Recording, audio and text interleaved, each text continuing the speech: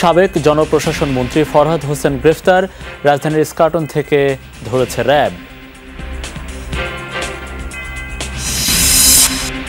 একে একে ঢাকায় মার্কিন কূটনৈতিক দলের সব সদস্য। আজও রোববার প্রধান উপদেষ্টার সাথে বৈঠক। ব্যবসায়ীদের সাথে কথা বললেন আন্ডার সেক্রেটারি ব্রেন্ট নেইম্যান। ফের ভাঙচুর হলে গার্মেন্টস বন্ধের হুঁশিয়ারি বিজিএমইএর। সব কারখানা খোলা রাখার আহ্বান উপদেষ্টাদের, মানা হবে শ্রমিকদের ন্যায্য দাবি। নিরপেক্ষ সরকার ছাড়া গ্রহণযোগ্য নির্বাচন সম্ভব নয় মনে করেন উপদেষ্টা সাখাওয়াত। ইসি গঠনে যোগ্যদের বাছাইয়ের পাশাপাশি নতুন আইনের পরামর্শ।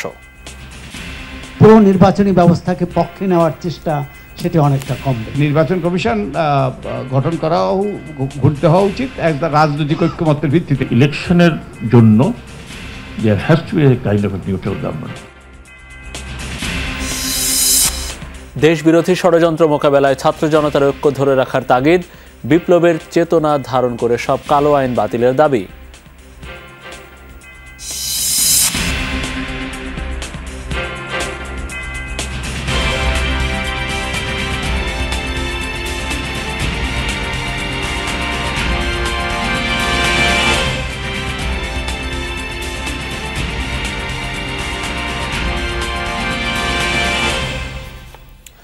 দর্শক, আপনাদের সবাইকে শুভেচ্ছা, আমন্ত্রণ যমুনা নিউজে। আপনাদের সঙ্গে আছি আমি মনিরুল ইসলাম। এতক্ষণ শিরোনামগুলো দেখছিলেন। সাবেক জনপ্রশাসন মন্ত্রী ও মেহেরপুর 1 আসনের সাবেক এমপি ফরহাদ হোসেনকে গ্রেফতার করেছে র্যাপিড অ্যাকশন ব্যাটালিয়ন। শনিবার মধ্যরাতে ফরহাদ হোসেনকে গ্রেফতার করা হয়। গোপন সংবাদের ভিত্তিতে রাজধানীর স্কাটন এলাকা থেকে তা অভিযান চালায় র্যাব। এই অভিযানে স্কাটন এলাকার একটি বাসা থেকে তাকে আটক করা হয়। গ্রেফতার করার পর র্যাব ফরহাদ হোসেনকে রাজধানীর আদাবর থানা পুলিশের কাছে সোপর্দ করেছে। জানা যায়, গত 5 আগস্ট বৈষম্য বিরোধী ছাত্র আন্দোলন চলাকালে ছাত্র জনতার উপর গুলিবর্ষণ ও হত্যার ঘটনায় তাকে গ্রেফতার করা হয়েছে। আদাবর থানার পুলিশের ভারপ্রাপ্ত কর্মকর্তা জানিয়েছেন, এই থানার একটি হত্যা মামলায় সাবেক জনপ্রশাসন মন্ত্রীকে গ্রেফতার করা হয়েছে।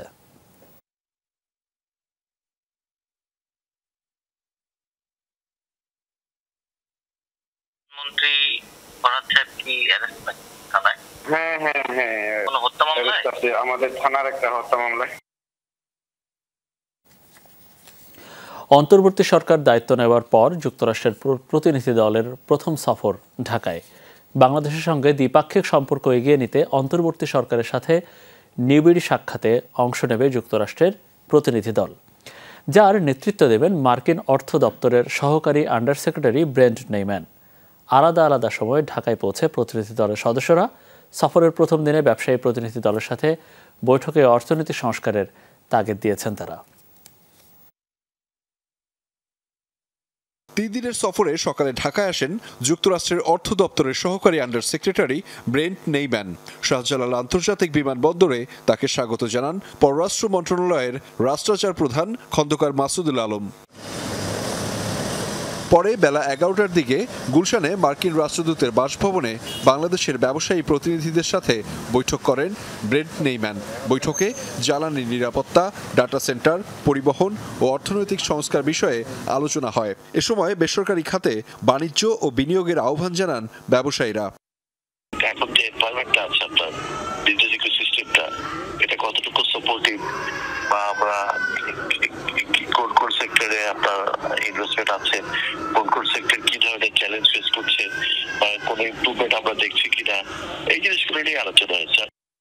বিকেলে ঢাকায় আসেন মার্কিন পররাষ্ট্র দপ্তরের দক্ষিণ ও মধ্য এশীয় বিষয়ক অ্যাসিস্ট্যান্ট সেক্রেটারি ডোনাল্ড লু। দিল্লি সফর শেষে ঢাকায় আসেন তিনি। সাথে ছিলেন প্রতিনিধি দলের সদস্য জেরড ম্যাসন। যুক্তরাষ্ট্রের আন্তর্জাতিক সাহায্য সংস্থার উপসহকারী প্রশাসক অঞ্জলি কৌর ও যুক্তরাষ্ট্রের সহকারী বাণিজ্য প্রতিনিধি ব্রেন্ডন লিঞ্চ পৌঁছান বিকেল 5টার দিকে। বিশ্লেষকরা মনে করছেন, রাজনৈতিক পট পরিবর্তনের পর যুক্তরাষ্ট্রের প্রতিনিধি দলের এই সফর গুরুত্বপূর্ণ। বিশেষ করে অর্থনৈতিক সক্ষমতা বৃদ্ধিতে যুক্তরাষ্ট্রকে পাশে পাবে বাংলাদেশ।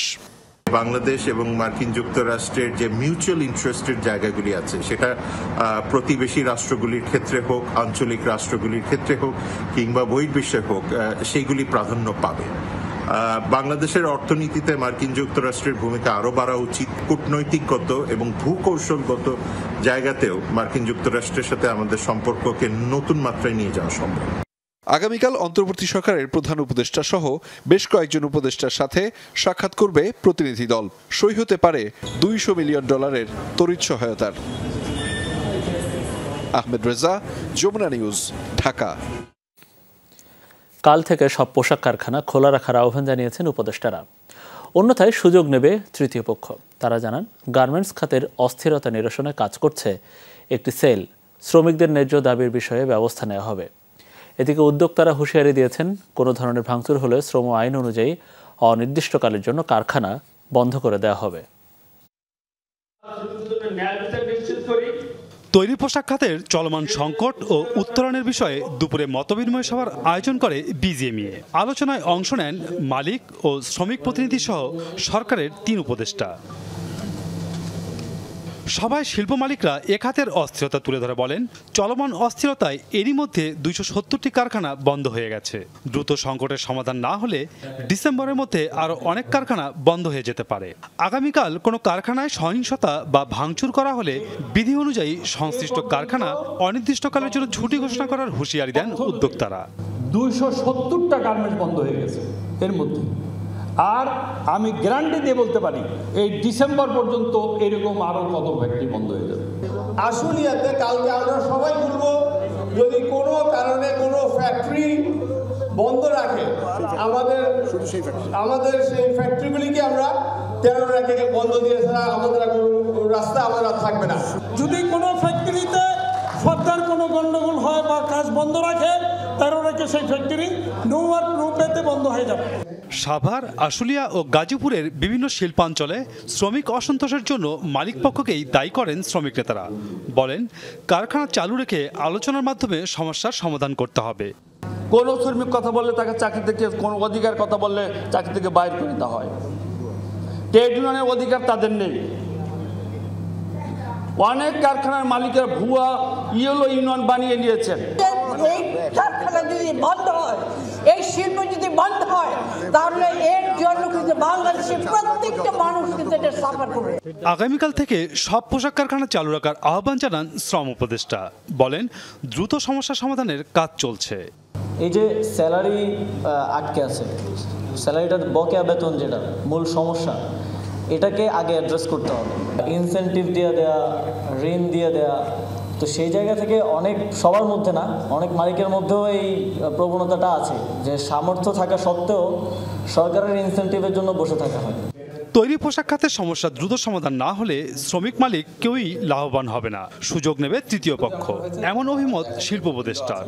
যারা কালকে ফ্যাক্টরিগুলো চলে, যেই ফ্যাক্টরিতে কালকে সমস্যা হবে, সেই সব ফ্যাক্টরির ব্যাপারে আমরা ব্যবস্থা নিব, আমরা বিশেষ ব্যবস্থা নিব।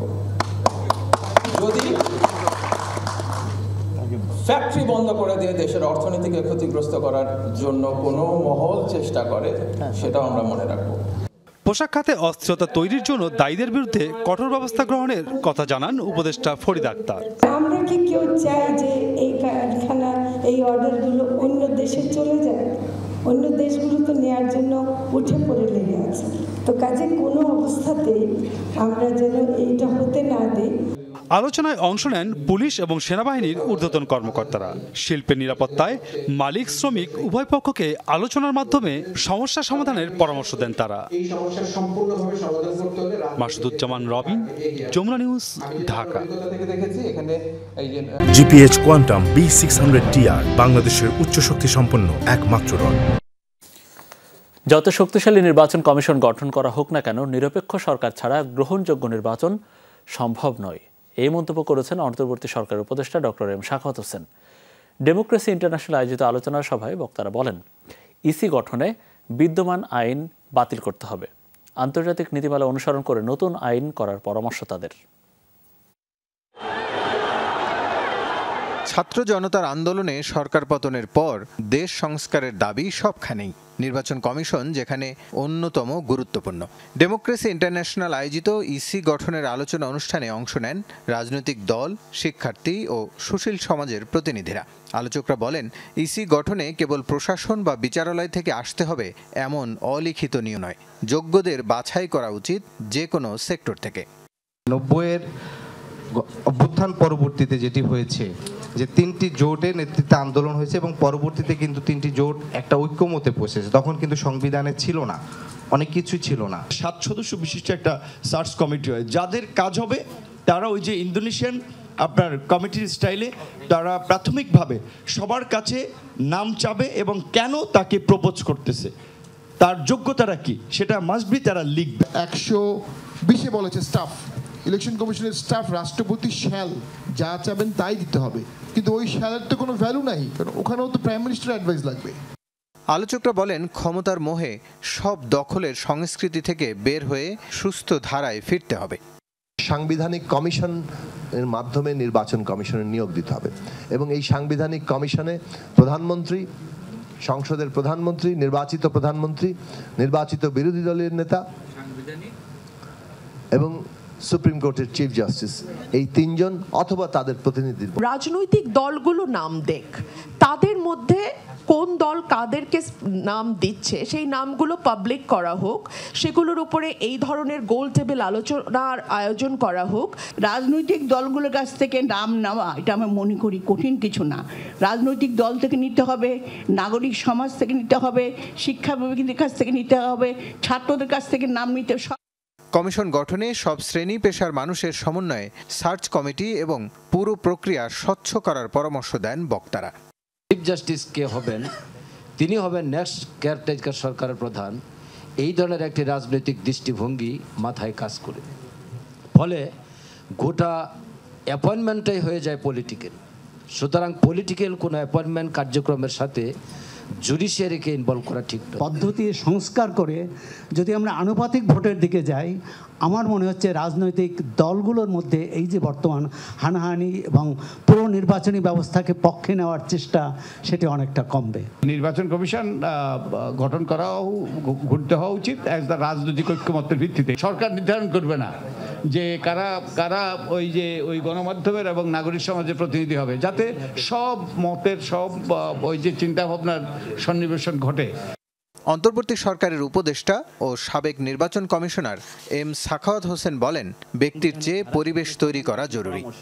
ইলেকশনের জন্য there has to be a kind of a neutral government. সেটা আপনি কেয়ারটেকার করেন, ইলেকশন সম্বন্ধীয় ইলেকশন পিরিয়ডের একটা সরকার বলেন, এটা পলিটিক্যাল পার্টিকে ডিসাইড করতে হবে যে তারা এই স্পেসটুকু দেবে কি দেবে না। ইসি গঠনে প্রধানমন্ত্রীর পরামর্শ দেওয়ার ক্ষমতা না রাখারও প্রস্তাব দিয়েছেন কেউ কেউ। দলীয় সরকার বহির্ভূত সরকারের অধীন। এখন রাসেল আহমেদ, যমুনা নিউজ, ঢাকা। সাম্প্রতিক বিপ্লবের চেতনাকে ধারণ করে দেশে কোনো ধরনের কালো আইন থাকা উচিত নয় বলে মন্তব্য করেছেন আওয়ামী লীগের সরকারের হাতে নির্যাতিত বিভিন্ন শ্রেণী পেশার মানুষ। তাদের অভিযোগ, ক্ষমতায় টিকে থাকার জন্য কালো আইন প্রয়োগ করেছে বিগত সরকার। এটি করার মূল উদ্দেশ্য বঙ্গবন্ধুকে নিয়ে কেউ যেন কথা বলতে না পারে। তাই কালো আইন প্রয়োগকারীদের বিচারের আওতায় আনার দাবি জানান বক্তারা। শনিবার সকালে সিরডাপ মিলনায়তনে কালো আইন বিষয়ক গোলটেবিল বৈঠকে বাংলাদেশ পলিসি ডিসকোর্সে বক্তারা এসব কথা বলেন। আমরা সে আইন চাই না যে আইন সাধারণ জনগণের অকল্যাণে ব্যবহৃত হয়। এই বাকশালীয় আইনটা কিন্তু এখনো আমাদের দেশে বিদ্যমান এবং এটার অপব্যবহার কিন্তু হচ্ছে। সবচেয়ে বড় কালো আইন হচ্ছে আমাদের এই সংবিধানটা। যখন যেই গভর্নমেন্ট থাকে তারাই তাদের সুইটেবিলিটি অনুযায়ী এটা চেঞ্জ করে। সেনাবাহিনী ও ছাত্র জনতার দায়িত্বশীল আচরণের কারণে 5 আগস্টের বিপ্লবের আগে পরে ব্যাপক সহিংসতা ও গণহত্যার হাত থেকে মুক্তি পেয়েছে বাংলাদেশ। একই কারণে দেশজুড়ে লুটপাট ও লুটতরাজের বড় কোনো ঘটনাও ঘটেনি। শনিবার সকালে রাজধানীর মহাখালীতে সাবেক সেনা কর্মকর্তাদের সংগঠন রাওয়া আয়োজিত এক সেমিনারে বক্তারা এমন মন্তব্য করেন। তারা বলেন, সকলের এই ঐক্য ধরে রাখতে না পারলে জুলাই আগস্টের বিপ্লব হুমকির মুখে পড়বে। বিগত সরকার আমলে বরখাস্তকৃত অফিসারদের পুনরায় নিয়োগ দেওয়ার জোর দাবি ওঠে সেমিনারে। যদি প্রত্যেকটা নির্বাচন ঠিক হতো তাহলে কখনোই এই বিপ্লবের প্রয়োজন হতো না, কখনোই আজকে এই অবস্থার প্রয়োজন হতো না। এবং ভবিষ্যতে যাতে এই জিনিসটা কখনো না হয়, চেক অ্যান্ড ব্যালেন্স থাকে এবং দানব তৈরি না হয়, আমাদেরকে যেন কোনোদিন শুনতে না হয় যে ডিজিএফআই আয়নাঘর তৈরি করেছে। এরকমভাবে মানুষ জেনে শুনে দিয়ে দিতে পারে হাসিনা কি করলো।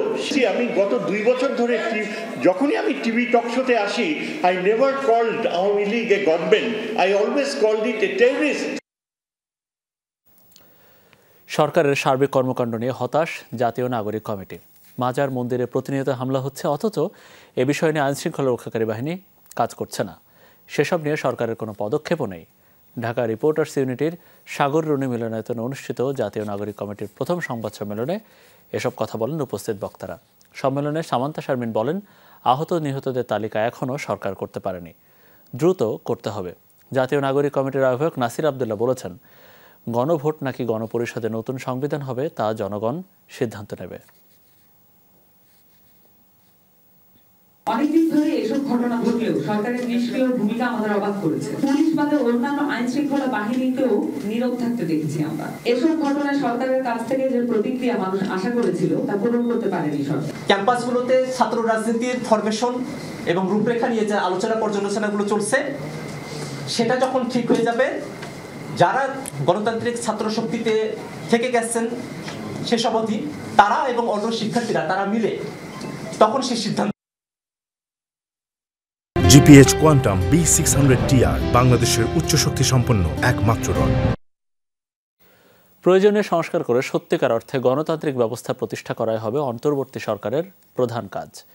দেশের জনগণ সেটাই প্রত্যাশা করছে বলে জানিয়েছেন বিএনপি মহাসচিব মির্জা ফখরুল ইসলাম আলমগীর। বলেছেন, এখনও আওয়ামী লীগ নতুন করে ষড়যন্ত্র শুরু করেছে, তাদেরকে রুখে দিতে সবাইকে সতর্ক অবস্থানে থাকতে হবে, অন্যথায় ছাত্র জনতার আন্দোলনের সুফল আসবে না বলেও জানিয়েছেন বিএনপি মহাসচিব।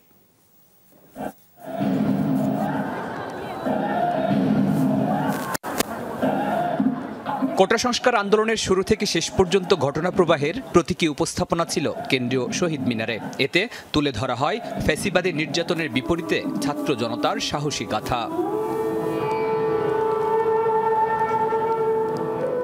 এর মধ্যে স্বজন হারানোর কষ্ট আর ভবিষ্যৎ স্বপ্ন তুলে ধরেন হতাহতদের স্বজনরা।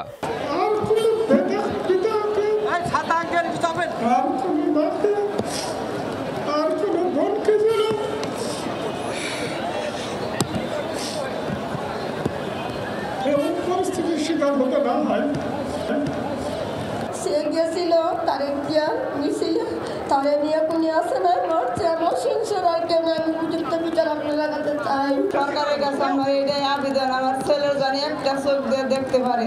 সরকারের কাছে আমি বিচার চাই। পুলিশের হাতে ধরছে, এমনকি তার পাও পর্যন্ত ধরছে।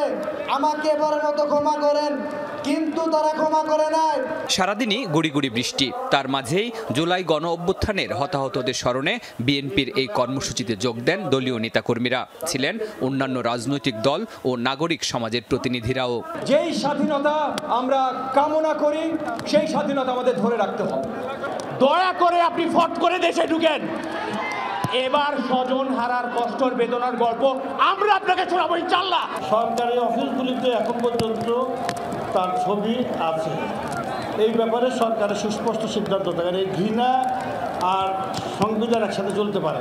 16 বছরের সকলের শহীদ পরিবারগুলোকে রাষ্ট্রীয় উদ্যোগে তাদেরকে পুনর্বাসন করা দরকার। বাংলাদেশে আওয়ামী লীগকে সবাই মীর জাফর লীগ হিসাবে জানবে আগামী 100 বছর। এই আন্দোলন, আপনাদের যে ত্যাগ, সেটাতে যদি তাদের জীবনে কোনো পরিবর্তন না হয় তাহলে সত্যিকার অর্থে এই দেশ স্বাধীন হবে না। বিএনপির পক্ষ থেকে বক্তব্য দেন কেবল একজন, মহাসচিব মির্জা ফখরুল ইসলাম আলমগীর। বলেন, ছাত্র জনতার বিপ্লবের মধ্য দিয়ে এক দফা পূরণ হলেও এখনো অনেক কাজ বাকি। এই অন্তর্বর্তীকালীন সরকারের কাছে জনগণের প্রত্যাশা আকাশচুম্বী। তাদের এমন একটা গণতান্ত্রিক ব্যবস্থা, একটা লেভেল প্লেইং ফিল্ড তৈরি করে দেবে, গণতন্ত্রের প্রতিষ্ঠানগুলোকে আবার তারা সংস্কার করে এমন একটি জায়গায় আনবে যেখানে সত্যিকার অর্থেই একটা অর্থবহ নির্বাচনের মধ্য দিয়ে, নিরপেক্ষ নির্বাচনের মধ্য দিয়ে আমরা একটা গণতান্ত্রিক রাষ্ট্র, গণতান্ত্রিক সমাজ প্রতিষ্ঠা করতে পারি। মির্জা ফখরুলের অভিযোগ, এখনো চলছে নানামুখী ষড়যন্ত্র, তাই ঐক্যবদ্ধ থাকতে হবে, নিশ্চিত করতে হবে বিজয়ের সুফল। রোববার গণতন্ত্র দিবস উপলক্ষে পল্টনে সমাবেশ করবে বিএনপি। শরীফুল ইসলাম খান, যমুনা নিউজ, ঢাকা। ক্ষমতাচ্যুত সরকারের সাবেক জনপ্রশাসন মন্ত্রী ও মেহেরপুর 1 আসনের সাবেক এমপি ফরহাদ হোসেনকে গ্রেফতার করেছে র্যাব। এ বিষয়ে আমরা আরেকটু জানতে চাই। এই মুহূর্তে ডিবি কার্যালয়ের সামনে আছেন আমাদের সহকর্মী শওকত মঞ্জুর শান্ত। যাচ্ছি তার কাছে। শান্ত, র্যাব পুলিশের কাছে হস্তান্তর করার পরে কোথায় রাখা হয়েছে এই ফরহাদ হোসেনকে, একটু বিস্তারিত জানাবেন এবং কোন মামলায় তাকে গ্রেফতার করা হলো?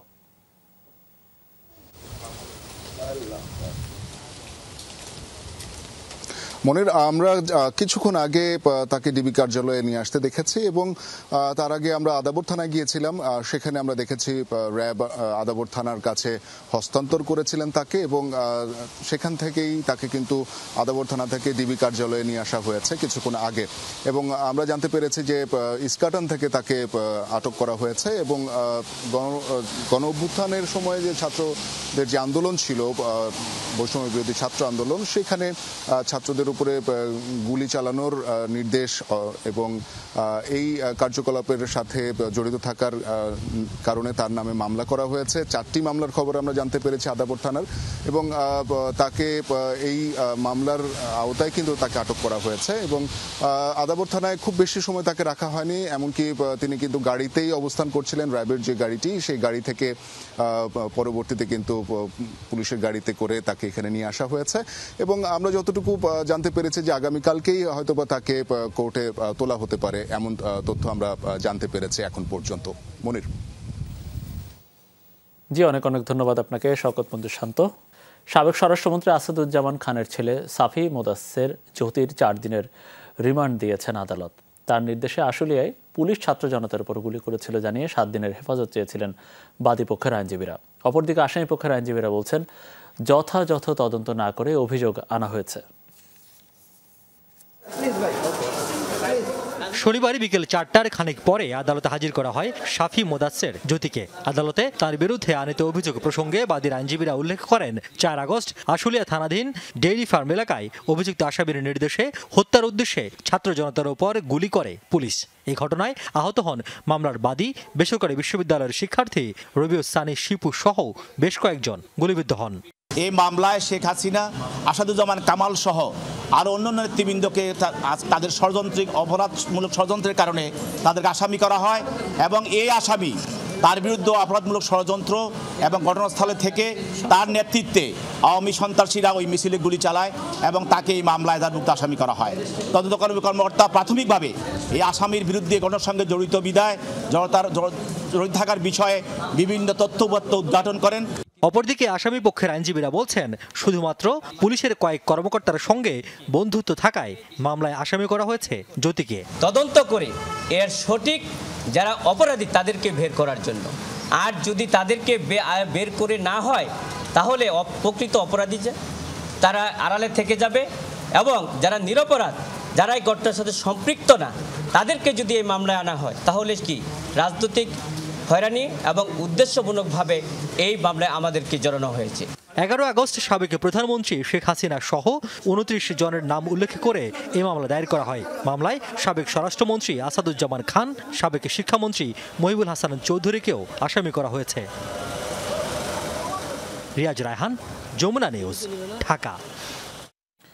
এদিকে অলিয়া আউলিয়া, পীর ও সুফি সাধকদের মাজার সহ ধর্মীয় ও সাংস্কৃতিক স্থাপনার বিরুদ্ধে বিদ্বেষমূলক বক্তব্য এবং এগুলোর উপর হামলার বিরুদ্ধে কঠোর আইনি পদক্ষেপ নেবে অন্তর্বর্তীকালীন সরকার।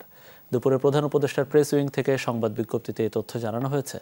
এতে আরও জানানো হয়, গত কয়েকদিন ধরে একদল দুষ্কৃতিকারী দেশের অলিয়া আউলিয়া, পীর ও সুফির মাজারে হামলা চালাচ্ছে, যা সরকারের নজরে এসেছে। অন্তর্বর্তীকালীন সরকার এ ধরনের হামলা ও ভাঙচুরের তীব্র নিন্দা জানাচ্ছে। এসব হামলায় জড়িত অসাধু শক্তিগুলোর বিরুদ্ধে কঠোর আইনি ব্যবস্থা গ্রহণের জন্য কাজ করছে বলেও জানায় প্রেস উইং।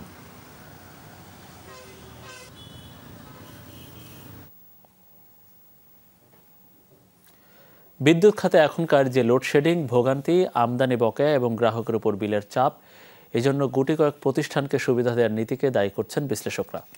তারা বলছেন আওয়ামী লীগ সরকারের রেখে যাওয়া দায় এখন বহন করছে জনগণ।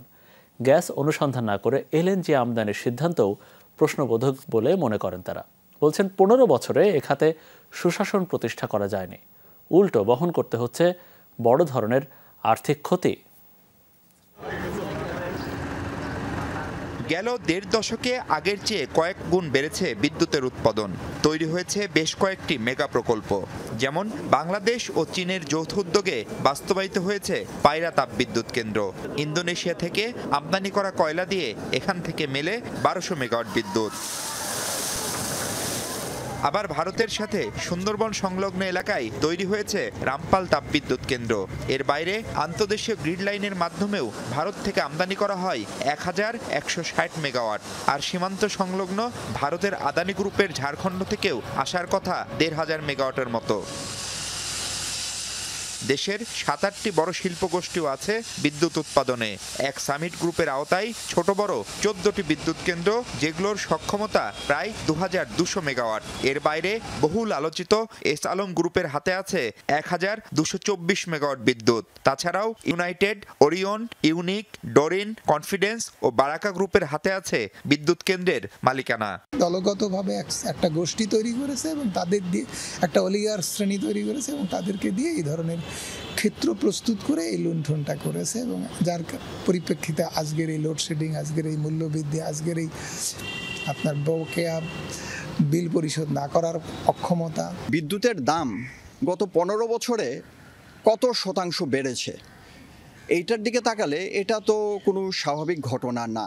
এবং এটা হচ্ছে এই যে সামগ্রিক একটা দুর্নীতি এবং একটা মানে ইভেল একটা সম্পর্ক, এখানে রাজত্ব, এখানে সম্পর্কে এখানে স্থাপিত হয়েছিল, তারই ভারটা কিন্তু আমাদের এখানে বহন করতে হচ্ছে।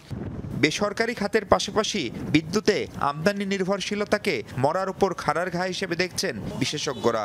পরামর্শ, আগের সব চুক্তি পরীক্ষা নিরীক্ষার পাশাপাশি টেকসই ব্যবস্থাপনা গড়ে তোলা। বিদ্যুৎ আমদানি এবং জ্বালানি আমদানি দুটোই আমাদেরকে করতে হবে। কথা হচ্ছে যে কি শর্তে আমরা করব, কিভাবে করব।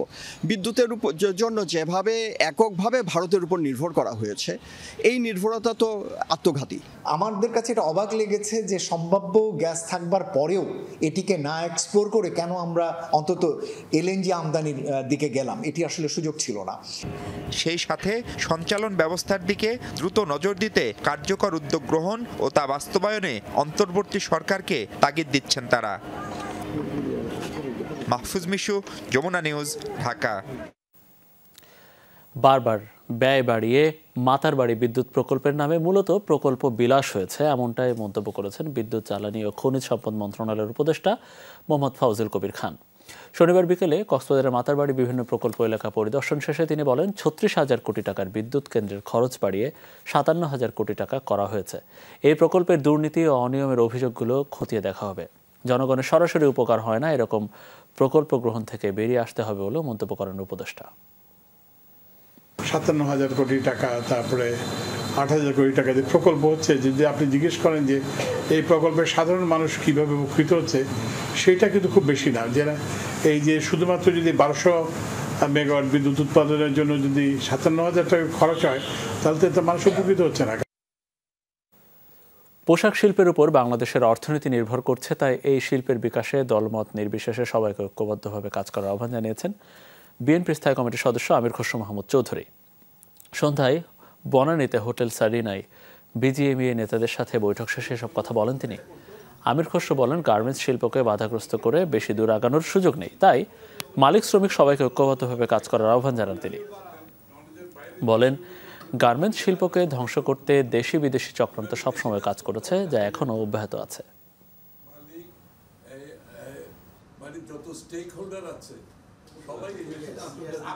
এই শিল্পের বিকাশের জন্য আমাদেরকে আজকে নতুন নতুন চিন্তা করতে হবে, মানে আগামী দিনের বিকাশের জন্য।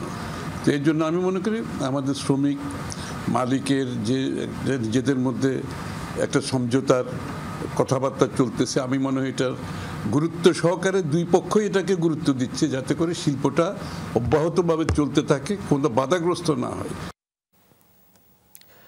রাত বাড়তে অশান্ত হয়ে উঠছে রাজধানী ঢাকা। আধিপত্য বিস্তার, এলাকার নিয়ন্ত্রণ কিংবা তুচ্ছ ঘটনা থেকে মারামারিতে জড়িয়ে পড়ছে বিভিন্ন গ্রুপ। এতে ঘটছে হতাহতের ঘটনাও। রাতে ঢাকার জনমনে তৈরি হচ্ছে আতঙ্ক। শুক্রবার রাতেও নগরীর বিভিন্ন স্থানে এমন ঘটনায় একজনের মৃত্যুর পাশাপাশি আহত হয়েছেন অর্ধশতাধিক। সহকর্মী ফয়সাল মাহমুদের রিপোর্ট। শুক্রবার রাত 10টা রাজধানীর মুগদা এলাকায় তুচ্ছ ঘটনায় কথা কাটাকাটি। এক পর্যায়ে বখাটের ধারালো অস্ত্রের আঘাতে গুরুতর আহত হন মোহাম্মদ শাকিল নামের এক যুবক। পরে তাকে উদ্ধার করে 12টার দিকে ঢাকা মেডিকেল কলেজ হাসপাতালে নেওয়া হলে দায়িত্বরত চিকিৎসক শাকিলকে মৃত ঘোষণা করেন। এ ঘটনায় আহত হন সুজন ও শামস নামের আরও দুজন। বড় ভাইয়েরে মারছে প্রথম এখানে চাকু দিয়ে পার, পরে তার আরো 2 ভাই ওইখানে গেছে, তারপর আরেকটা লোক গেছে, 3 জনেরই মারছে। ওরা মিলে ওদের সন্ত্রাসী নিয়ে কসাই দোকান থেকে চাপাড়ি নিয়ে একজনকে আহত করছে, পেটে টান দিছে, আরেকজনকে স্পট ডেট করছে। ওই গিয়া জিজ্ঞাসা করতেই ওর পেটে চাকু ঢুকাই দিছে। এই কথা শুই না আমার আরো 2 ছেলে গেছে। একই সময়ে রাজধানীর বনশ্রীতে কাঁচাবাজারের নিয়ন্ত্রণ নিতে হামলা চালায় দুর্বৃত্তরা। এতে গুরুতর আহত হন 4 জন। পরে তাদের উদ্ধার করে ঢাকা মেডিকেলে পাঠায় পুলিশ।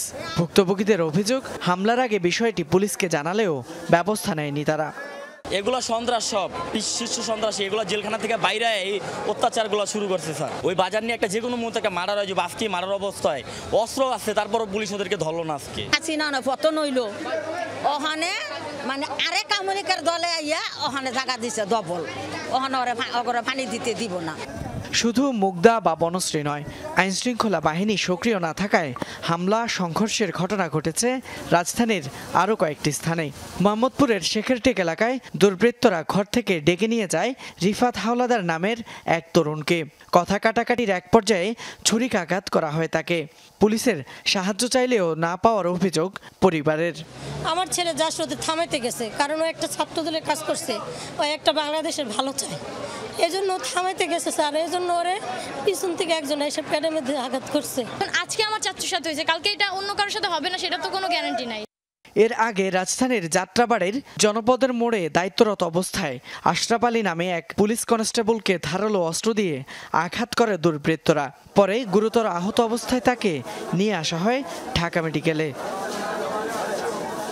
ঢাকা মেডিকেলের তথ্য বলছে, শুক্রবার রাত 8টা থেকে 1:30টা পর্যন্ত 58 জন আহত ভর্তি হয়েছে ঢাকা মেডিকেলে, যার অধিকাংশ সংঘাত সহিংসতায় আহত। রাত বাড়ার সাথে সাথে এই ধরনের হামলার ঘটনায় আতঙ্ক বাড়ছে জনমনে।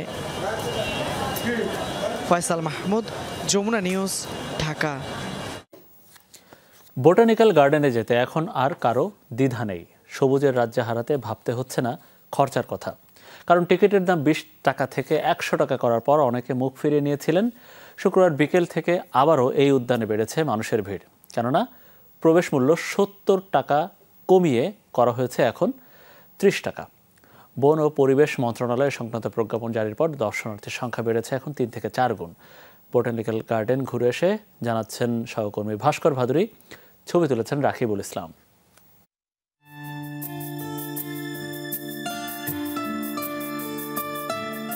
যতদূর দেখা যায় সবুজের রাজত্ব।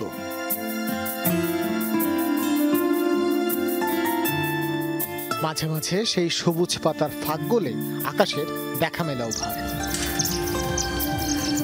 পাখির কিচিরমিচিরে একখণ্ড সবুজের জন্য অভুক্ত নগরবাসীর কাছে এ এক বিলাসিতা বৈকি।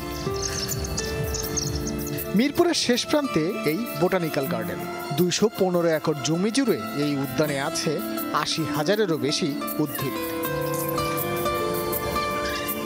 জাতীয় এই উদ্যানে জলাশয় 7টি, যেগুলোর চারপাশ জুড়ে ঠায় দাঁড়িয়ে ইউক্যালিপটাস, দেবদারু, গর্জন কিংবা আকাশমণি ও কৃষ্ণচূড়া গাছ।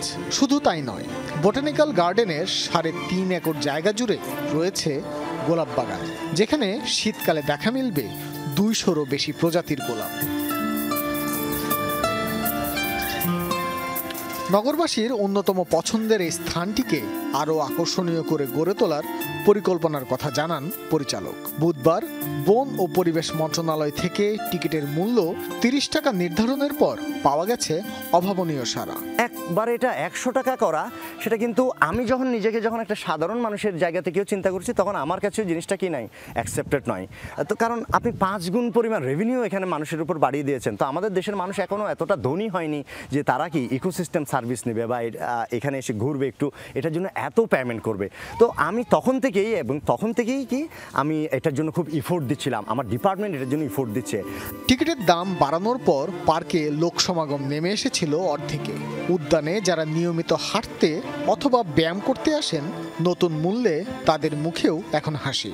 যাতায়াত কমাই দিয়েছিলাম, কারণ এত যে ১০০ টাকা ২০ টাকার জন্য শ্যুট করে ১০০ টাকা, আসলে এটা সবার জন্য এফোর্ট না। আমরা স্টুডেন্ট মানুষ, আর এই জায়গার মধ্যে আমরা ঘুরতে আসি, কারণ ঢাকার মধ্যে যে যানজটটা, এটা আসলে এটা থেকে মুক্তি বা একটু রিলিজ হওয়ার জন্য আমরা এই জায়গাটাকে প্রেফার করি আর কি, যারা কাছে আসি। গাছালি দেখে একটু ভালো লাগে, লোকজন অনেক বেড়াতে আসে, তাদের সাথে অনেক বন্ধু বান্ধবের সাথে সাক্ষাৎ হয় এখানে আসলে, এই জন্য আসি। রেগুলার আসা হয় না, আজকে স্পেশালি শুক্রবার দিন ছিল আর ফ্রেন্ড সার্কেল সবাই আমরা ফ্রি ছিলাম, তাই একটু ঘোরাফেরার জন্য চলে আসা। ১০০ টাকাটা আসলে বেশি হাই হয়ে যায়, পাশে চিড়িয়াখানা, ওইটার রেঞ্জ যেহেতু ৫০ টাকা, এটা ১০০ টাকা আসলে একটু বেশি হয়ে যায়। হ্যাঁ, দীর্ঘদিন পর চিরচেনা পরিবেশ ফিরে পাওয়ায় খুশি পার্কের ইজারাদার ও গেটম্যান। ১০০ টাকার সময় লোক ৬০০-৭০০ লোক সারাদিনে ঢুকতো, আজকে মার্শাল্লাহ ২৮০০-৩০০০ লোক হয়ে গেছে। আমাদেরও অনেক লস হয়েছে এই ব্যবসা। এই যে মানুষ এখন ৩০ টাকা ঠিক আছে, মানুষ আনন্দে ঢুকছে এখানে, কারো মনে কষ্ট নাই, হাসি খুশিভাবে যাচ্ছে মানুষ। ভালো থাকার অসম প্রতিযোগিতার এই শহরে যাবতীয় সমীকরণগুলোকে ছুটি দিয়ে পরিবারের সকলের গন্তব্য হতে পারে এই বোটানিক্যাল গার্ডেন। ভাস্কর ভাদুরী, যমুনা নিউজ, ঢাকা। ভারত সফরে যাবার আগে শেষবার মিরপুরে অনুশীলন করার কথা ছিল ক্রিকেটারদের, কিন্তু বৃষ্টির বাধায় হয়েছে হিসেবের গড়মিল। টেস্ট দলের ক্রিকেটাররা অনুশীলন না করলেও মাঠে ফুটবল নিয়ে খুনসুটিতে মেতেছিলেন টি-20 স্কোয়াডের রিশাদ নাইমরা। বল নিয়ে ছুটছিলেন নাইম রিশাদরা, গোল দিয়ে খুলে ফেললেন জার্সি, পারভেজ জীবনের গায়ের উপর চড়ে বসলেন রিপন মণ্ডল। সে কি উল্লাস! বৃষ্টি বাগড়ায় শনিবারের জাতীয় দলের প্র্যাকটিসের খণ্ড ছবি এটি। সকাল থেকেই মিরপুরের আকাশ ছিল মেঘে ঢাকা। রাতে ভারী বৃষ্টির পর দিনভর থেমে থেমে হয়েছে বৃষ্টি। ভারত সফরকে সামনে রেখেছিল সিরিয়াল অনুশীলন। আফিফ, রিশাদ, শামীম পাটোয়ারি, নাইম শিকরা ফুটবল নিয়ে মেতে উঠেছিলেন খুনসুটিতে। দীর্ঘক্ষণ ফুটবল নিয়ে ঘাম ঝরালো গোল পাচ্ছিলেন না কেউ। পাকিস্তানকে তাদের ঘরের মাঠে হোয়াইট ওয়াশ করা বাংলাদেশ দলের প্রত্যাশা বেড়েছে ভারতের বিপক্ষে সিরিজেও। ভারতের বিপক্ষে নিজেদের সেরাটা দিতে প্রস্তুত নাহিদ হাসানরা। টেস্ট চ্যাম্পিয়নশিপে বাংলাদেশ কি পারবে শক্তিশালী ভারতকে চমকে দিতে, নাকি অতীতের মতোই ছড়ি ঘোরাবেন রোহিত কোহলিরা? প্রশ্নের উত্তর জানতে চোখ রাখুন চেন্নাইয়ে 19 সেপ্টেম্বর সকাল 10টায়। ফারহান ইহসান, যমুনা স্পোর্টস, ঢাকা। চীনের হেনানে provincial people's association for friendship with foreign কান্ট্রিজের ওভারসিজ ডিরেক্টর নিযুক্ত হয়েছেন দেশটিতে অধ্যয়নরত বাংলাদেশের শিক্ষার্থী মোহাম্মদ সাইয়েদুল ইসলাম। চীন ও বাংলাদেশের মধ্যে বন্ধুত্ব ও বিনিময় প্রচারের গুরুত্বপূর্ণ অবদানের জন্য দায়িত্বে নিযুক্ত হন তিনি। হেনানের প্রভিন্সিয়াল ফ্রেন্ডশিপ অ্যাসোসিয়েশনের 8ম কাউন্সিলে এই সিদ্ধান্ত নেয় রাজ্যটির প্রশাসন। এই অ্যাসোসিয়েশনের ওভারসিজ ডিরেক্টর পদে মনোনীত হওয়া প্রথম বাংলাদেশি তিনি। Saiyedul Islam Jiangxi university of finance and economics বিশ্ববিদ্যালয়ে পিএইচডি প্রোগ্রামে অধ্যয়নরত আছেন। পড়াশোনার পাশাপাশি যুক্ত আছেন চীনের গণমাধ্যমের সাথে। বিভিন্ন সামাজিক কর্মকাণ্ডে সক্রিয়ভাবে অংশ নিয়েছেন তিনি। ফ্রান্সের প্যারিসে কবি সোহেল আহমেদের সম্ভবের ডানা ও দাবানল কাব্যগ্রন্থদ্বয় নিয়ে আলোচনা সভা অনুষ্ঠিত হয়েছে। প্যারিসের একটি হল রুমে এই সভার আয়োজন করা হয়। অনুষ্ঠানের প্রধান অতিথি হিসেবে বক্তব্য রাখেন আয়ারল্যান্ডে কর্মরত চিকিৎসক ও আন্তর্জাতিক কলামিস্ট ডাক্তার জিন্নুর আইন জায়গিরদার। সভায় প্রধান আলোচক ছিলেন গোপালগঞ্জ হেল্পিং হ্যান্ডস যুক্তরাজ্যের সভাপতি এমদাদ হুসেইন টিপু। অনুষ্ঠানটি যৌথভাবে পরিচালনা করেন ইন্টারন্যাশনাল হিউম্যান রাইটস ফ্রান্সের সিনিয়র সহসভাপতি সাংবাদিক তাজ উদ্দিন ও সিনিয়র যুগ্ম সম্পাদক মইনুল হক। সভাপতিত্ব করেন সংগঠনের উপদেষ্টা সেলিম আহমদ। মালয়েশিয়ার পেনাংয়ে মোবাইল কনসুলার সেবা নিতে হাই কমিশনে ভিড় করেছেন রাজ্যটিতে বসবাসরত প্রবাসী বাংলাদেশিরা। শনিবার স্থানীয় সময় বিকেল থেকে পেনাং শহরে অবস্থিত বাংলাদেশ কনস্যুলেট অফিসে দেওয়া হচ্ছে এই সেবা।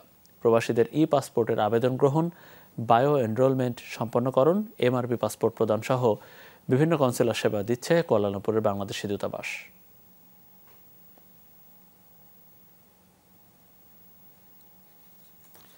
মালয়েশিয়ায় এক্সিলেন্স ইন রিসার্চ পদকে ভূষিত হয়েছেন বাংলাদেশি নাগরিক ডক্টর মাইন খন্দকার। দেশটির স্বনামধন্য বিশ্ববিদ্যালয় সানওয়ে বিশ্ববিদ্যালয়ে তাকে এ সম্মানসূচক পদক প্রদান করেছে।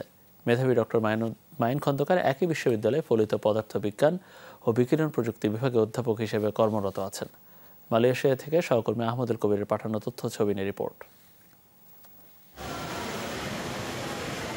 মালয়েশিয়ার সানওয়ে বিশ্ববিদ্যালয় থেকে এক্সিলেন্স ইন রিসার্চ 2024 পদকে ভূষিত হলেন প্রবাসী বাংলাদেশি অধ্যাপক ডক্টর মাইন খন্দকার। বিশ্ববিদ্যালয়টির ফলিত পদার্থ বিজ্ঞান ও বিকিরণ প্রযুক্তির অধ্যাপক তিনি। আন্ডার গ্রাজুয়েট যারা পড়তে আসে, শিক্ষা ও কর্মজীবন দুই ক্ষেত্রেই কৃতিত্বের সফলতা ডক্টর মাইন খন্দকারের। চট্টগ্রাম বিশ্ববিদ্যালয় থেকে পদার্থবিজ্ঞানে পাশ করার পর দক্ষিণ কোরিয়া থেকে নিয়েছেন PhD ডিগ্রি। মালয়েশিয়া বিশ্ববিদ্যালয়, অস্ট্রিয়ার আন্তর্জাতিক পারমাণবিক শক্তি সংস্থা, আমেরিকান আন্তর্জাতিক বিশ্ববিদ্যালয় বাংলাদেশ এবং কোরিয়া পারমাণবিক শক্তি গবেষণা ইনস্টিটিউটের মতো সব খ্যাতিমান জায়গায় বিস্তৃত তার কর্মজীবন। আমাদেরকে ইয়াং ব্লাড প্রফেসর হিসেবে এখানে নিয়োগ করা হয়েছে। মূলত আমাদের রিসার্চ ক্যাপাবিলিটি, টিচিং তো সবাই মোরলেস, যেহেতু আমার অলরেডি 22 বছরের টিচিং এক্সপিরিয়েন্স, তো এটা তো আছেই, বাট রিসার্চ ক্যাপাবিলিটির কারণেই আমাদেরকে এখানে স্পেশালি ওখান থেকে পিক আপ করা হয়েছে। রাইট নাও আমার 4 জন বাংলাদেশি স্টুডেন্ট আছে যারা আমার আন্ডারে PhD করে, এর মধ্যে 2 জন full funded scholarship. Doctor Main খন্দকারের বর্তমানে 654টি আর্টিকেল স্কোপাস ইন্ডেক্স জার্নালে প্রকাশিত হয়েছে, যা উদ্ধৃত হয়েছে 14,000 বারের বেশি। মীর মুশফিকা হাসান, যমুনা নিউজ। সৌদি আরবের রাজধানী রিয়াদে অবস্থিত বাংলাদেশ দূতাবাসে প্রবাসী বাংলাদেশিদের জন্য পাসপোর্ট কার্যক্রমে শুরু হয়েছে। পাসপোর্ট কার্যক্রম আনুষ্ঠানিকভাবে শুরু হয় দূতাবাসের অডিটোরিয়ামে আয়োজিত হয়েছে অনুদ্বোধনী অনুষ্ঠান। সভাপতিত্ব করেন দূতাবাসের চার্জ d'affaires SM রাকিবুল্লাহ। সেখানে উপস্থিত ছিলেন পাসপোর্ট আবেদন প্রক্রিয়ার সহকারী প্রকল্প পরিচালক মেজর সুমিরিয়ার সাদেকিন। তিনি জানান 5 বছর বা 10 বছর মেয়াদের জন্য আবেদন করতে পারবেন প্রবাসী বাংলাদেশিরা। আবেদনের 1 মাসের মধ্যে পাসপোর্ট সরবরাহ করা হবে বলেও জানান তিনি। পাসপোর্ট প্রসঙ্গে কথা বলেছেন দূতাবাসের charge d'affaires SM Rakibullah.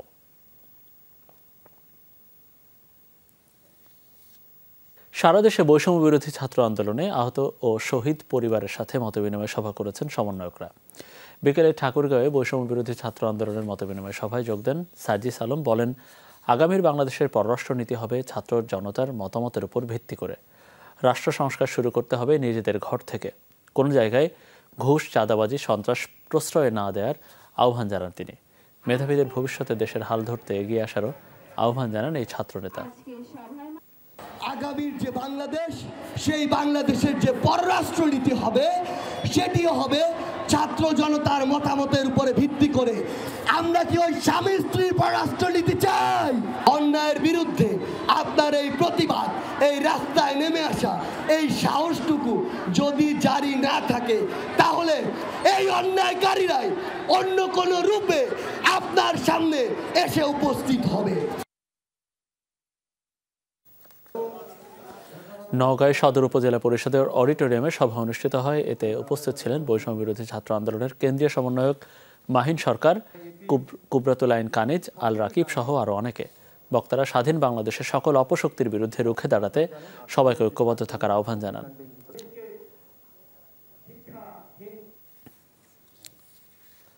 Narail জেলা প্রশাসকের কার্যালয়ে মতবিনিময় সভায় খুলনা বিভাগীয় সমন্বয়ক ওয়াহিদুজ্জামান, মাহমুদা গিনি, নাদিরা শাহরিয়ার সহ অনেকে উপস্থিত ছিলেন। এ সময় সমন্বয়করা নিহতদের পরিবারের সাথে মতবিনিময় করেন। পরে তারা জেলার নানা ধরনের অসঙ্গতি ও বৈষম্য তুলে ধরেন। বৈষম্য বিরোধী ছাত্র নেতা পরিচয়ে ভুয়া নামধারী ছাত্রদের ব্যাপারেও প্রশাসনকে সতর্ক থাকার আহ্বান জানান সমন্বয়করা। ব্যস্ত সময় পার করছেন ভারতের প্রধানমন্ত্রী নরেন্দ্র মোদী। তার ঘরে এসেছে নতুন অতিথি। তবে এই বিশেষ অতিথি কোনো মানুষ নয়, বরং সদ্য জন্ম নেয় একটি বাছুর। সম্প্রতি মোদির বাসভবন দিল্লির লোক কল্যাণ মার্গে থাকা একটি গাভী সন্তান প্রসব করেছে। আর সেই বাছুরকে নিয়েই আনন্দে মেতেছেন মোদি। নিজের সামাজিক যোগাযোগ মাধ্যমে এক্স অ্যাকাউন্টে শনিবার বাছুরটির ভিডিও প্রকাশ করেন মোদি। লিখেছেন লোক কল্যাণ মার্গে নতুন অতিথি। বাছুরটির মাথায় একটি সাদা দাগ রয়েছে, দাগের সাথে আলোর সাদৃশ্য থাকায় মোদি বাছুরটির নাম দিয়েছেন দীপজ্যোতি। ভিডিওতে দেখা যায় পূজার আসনেও দীপজ্যোতিকে পাশে রেখেছেন তিনি, নানাভাবে আদরও করছেন প্রাণীটিকে। এখন থেকে পাকাপাকিভাবে লোক কল্যাণ মার্গেই থাকবে দীপজ্যোতি।